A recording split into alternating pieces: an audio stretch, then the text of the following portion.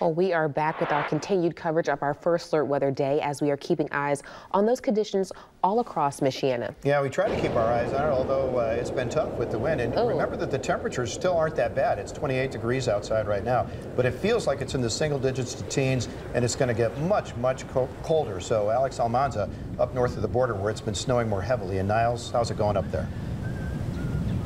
Yeah, well, it's been kind of fluctuating, some of those conditions. We kind of actually got a little bit more visibility down here, maybe by about 200 more feet. But again, still kind of poor visibility and poor road conditions. We're talking about icy conditions as well. And we actually got an update in terms of accidents on the roads with Berrien County Dispatch. They tell us that more recently that there is a jackknifed semi on I-94 near Coloma.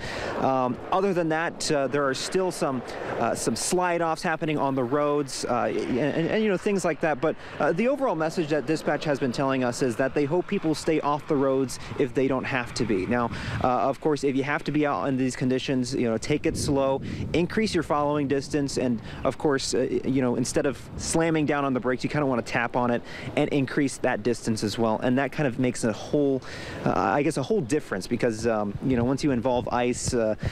All kinds of tires really react the same. It doesn't really matter if you have a four-wheel drive. It doesn't matter if you have snow tires or not.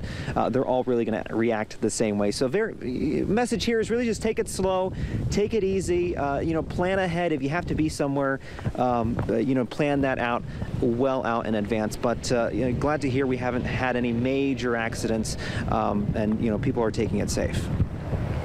Thanks, Alex. That stretch of I-94 from Coloma down to about New Buffalo is one of the most notorious stretches of highways when we get into the winter. There's always accidents there, and sometimes there have been massive chain reaction accidents there when visibility is a problem, as it is this morning. So do be careful. I'm sorry, they are flying behind him. They are really driving out there. Be careful, Alex, please. Yep.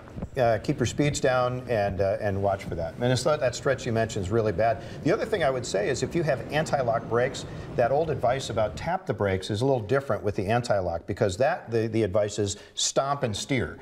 So you hit the brakes and get on them, and you can feel the anti-locks hook up and just stay on the brake because that's doing the tapping. Tell me what to do because I slid like 3 times yesterday, and I didn't know. I had to even pop my emergency 1 second because I was not stopping, and it was at the intersection. So please be careful. Well, if you have anti-lock brakes, if you're tapping them, it sort of defeats the purpose of having the anti-lock system. So it's just different. Make sure you look at your owner's manual. Meantime.